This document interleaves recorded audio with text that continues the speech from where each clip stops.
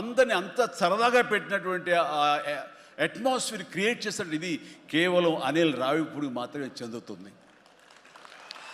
And ఎక్కడ ఏది time తెలియనివాడు, ప్రతి ఒక్కరిని on the screen off the screen హుషారుగా ఉంచుతాడు. ఇలాంటి డైరెక్టర్లు దొరికితే కనుక ఎవరైనా సరే ఇలాంటి క్యారెక్టర్స్ చాలా కేక్ ఈజీగా చేసేయగలరు.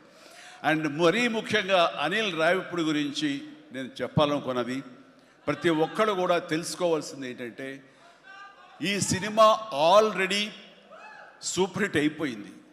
ఏ రకంగానంటే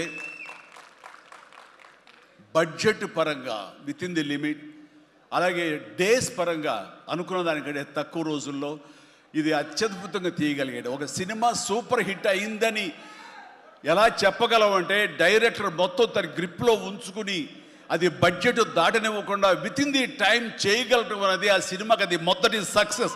ఎన్ని సినిమాలు ఈ రకంగా ఉన్నాయో చెప్పండి అంటే చాలా తక్కువగా మనం లెక్క పెట్టుకోవాలి.